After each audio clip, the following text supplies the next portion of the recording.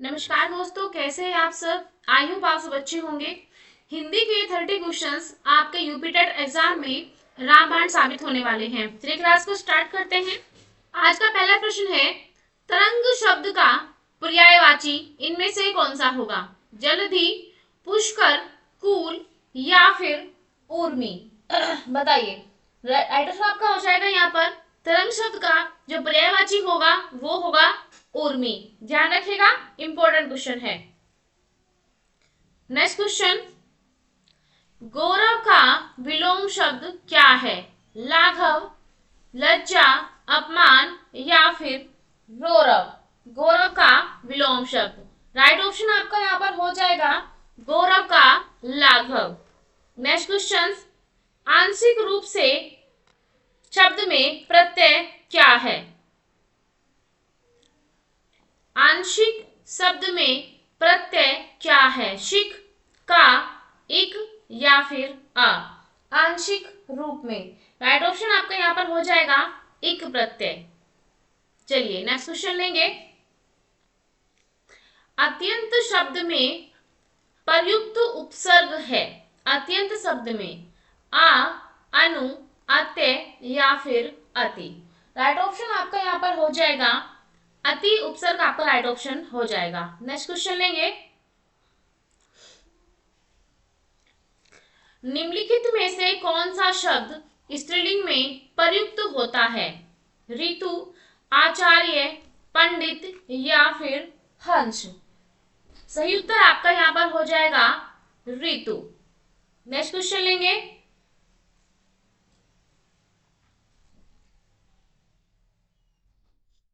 निम्नलिखित शब्दों में से एक शब्द पुल्लिंग है, उसे बताइए। बुढ़ापा, घटना, जड़ता या फिर दया। पुल्लिंग शब्द आपको बताना है और आपका सही उत्तर हो जाएगा बुढ़ापा। नेक्स्ट क्वेश्चन, अपने मरे बिना स्वर्ग नहीं दिखता। यहाँ पर थोड़ा सा क्वेश्चन गड़बड़ है, यहाँ पर कीजिएगा स्वर्ग नहीं दिखता का अर्थ क्या होगा? बताइए। यानी कि स्वयं प्रयत्न करने पर ही काम बनता है। नेक्स्ट क्वेश्चन लेंगे। अपने मुंह मियां मिट्ठू बनने का अर्थ है अपनी प्रशंसा स्वयं करना, बहुत समय बाद दिखना, अपना मतलब निकालना या फिर अत्यधिक प्रिय होना। राइट ऑप्शन आपका हो जाएगा अपनी प्रशंसा स्वयं करना। नेक्स्ट क्वेश्चन,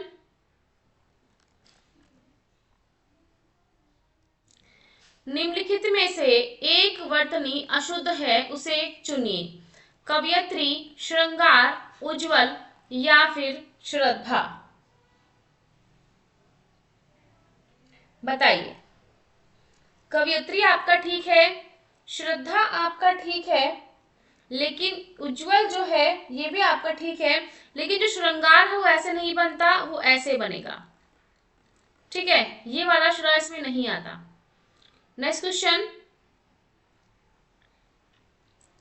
निम्नलिखित विकल्पों में से शुद्ध वर्तनी वाले शब्द का चयन कीजिए।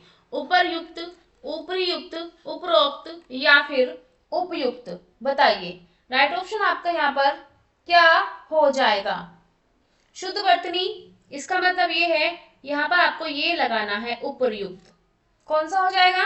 राइट ऑप्शन आपका यही ठीक हो जाएगा। नेक्स्ट क्वेश्चन लेंगे।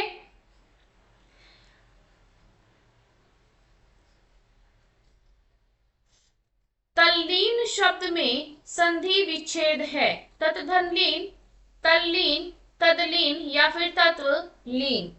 तल्लीन शब्द में बताइए।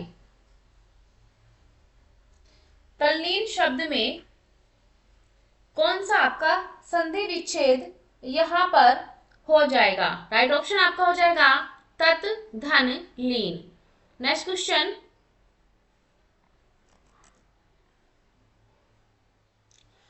अन्वेषण शब्द का सही संधि विच्छेद है। अन्वेषण, अनुवेशन, अन्वेषणा या फिर अनुधन एशन। राइट ऑप्शन आपका यहाँ पर हो जाएगा अनुधन एशन। नेक्स्ट क्वेश्चन लेंगे। निम्नलिखित में से मत्सर शब्द का अनेकार्थी रूप चुनिए। मत्सर शब्द का क्रोध, द्वेष, राग या फिर ईर्ष्या।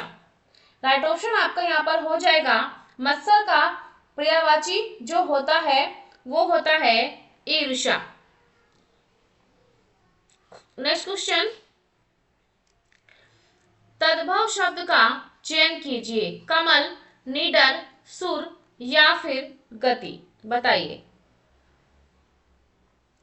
तद्भव शब्द का चयन आपको करना है। राइट ऑप्शन आपका हो जाएगा निडर।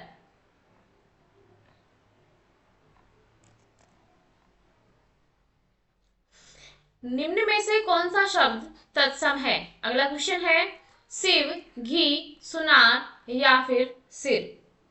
तत्सम आपसे पूछा है। राइट ऑप्शन आपका हो जाएगा यहाँ पर शिव जो है वो तत्सम हो जाएगा।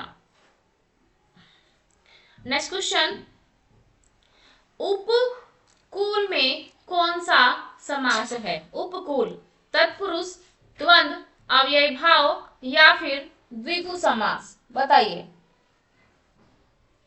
राइट ऑप्शन आपका क्या हो जाएगा? उपकूल। उप का मतलब क्या होता है? समीप। कूल का मतलब किनारा, यानी कि अव्ययी भाव यहाँ पर आपका हो जाएगा। नेक्स्ट क्वेश्चन आपका लेंगे, मौखिक भाषा की अंतिम इकाई कौन सी है? नेक्स्ट क्वेश्चन है मौखिक भाषा की अंतिम इकाई कौन सी है? वचन, ध्वनि, वर्ण या फिर ये सभी। राइट ऑप्शन आपका हो जाएगा यहाँ पर ध्वनि। मौखिक भाषा की अंतिम इकाई ध्वनि होती है। नेक्स्ट क्वेश्चन,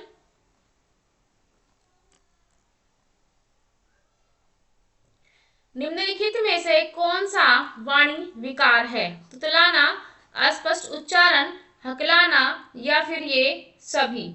वाणी विकार तुतलाना भी होगा, अस्पष्ट उच्चारण भी, हकलाना भी, यानी कि ऑल ऑफ द अबोव यहाँ पर आपके हो जाएंगे।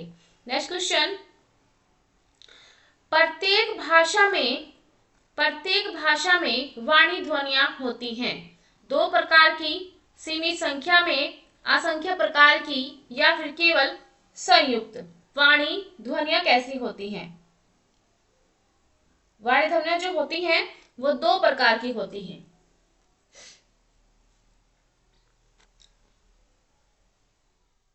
चलिए नेक्स्ट क्वेश्चन लेंगे।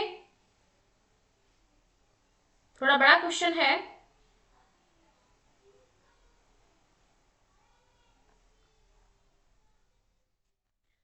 निसीचर हीन करहूं मही भुज उठाई पन किन्ह सकल मुनि के आगमन जाय जाय सुख दीना।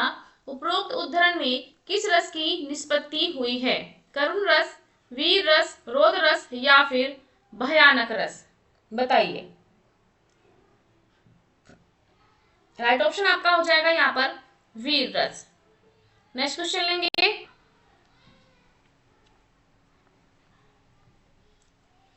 दीवा स्वान का समय, मेघ में आसमान से उतर रही है, वह सांध्य सुंदरी सी परी धीरे धीरे धीरे धीरे। इस पंक्ति में कौन सा अलंकार है? यानी कि क्या आपको बता रहा है जो संध्या है मतलब बहुत सुंदर है, धीरे धीरे वो आसमान से नीचे उतर रही है। इसका मतलब है कि यहाँ किसी मानवीय रूप का वर्णन है। मानवीय रूप का वर्णन है, इसका मतलब हो जाएगा आपका मानवीकरण। नेक्स्ट क्वेश्चन लेंगे, निम्न में से कौन सा छंद का प्रकार नहीं है? दोहा, चौपाई, दृष्टांत या फिर सोरठा। राइट ऑप्शन आपका क्या हो जाएगा? सोरठा आपका राइट ऑप्शन हो जाएगा। नेक्स्ट क्वेश्चन, सखी वे मुझसे कह के जाते, सखी वे मुझसे कहकर जाते, प्रस्तुत पंक्ति के रचयिता कौन है? राइट ऑप्शन आपका यहाँ पर हो जाएगा राष्ट्र कवि मैथिली शरणगुप्त हो जाएगा। नेक्स्ट क्वेश्चन लेंगे, मेरी तिब्बत यात्रा के रचनाकार, मेरी तिब्बत यात्रा के रचनाकार कौन हैं? बनारसीदास चतुर्वेदी, श्री राम शर्मा, महादेवी वर्मा या फिर राहुल सांकृत्यायन। राइट ऑप्शन आपका हो जाएगा राहुल सांकृत्यायन आपका राइट ऑप्शन हो जाएगा। नेक्स्ट क्वेश्चन लेंगे, तो ये थे आपके आज के क्वेश्चंस। आई होप आपको ये प्रैक्टिस सेट अच्छा लगा होगा। हमने आज एक्सप्लेन नहीं किया है, थोड़ा सा तबीयत ठीक नहीं है, तो आपको बस रूटीन के तौर पर आपको क्लास देनी जरूरी थी। तो क्लास आपकी डेली चलती है रात के 8 बजे। आई होप क्लास आपको पसंद आई हो, और अगर चैनल पर आप नए आए हो तो चैनल को सब्सक्राइब कर लीजिएगा, ताकि ऐसे ही वीडियो आपको डेली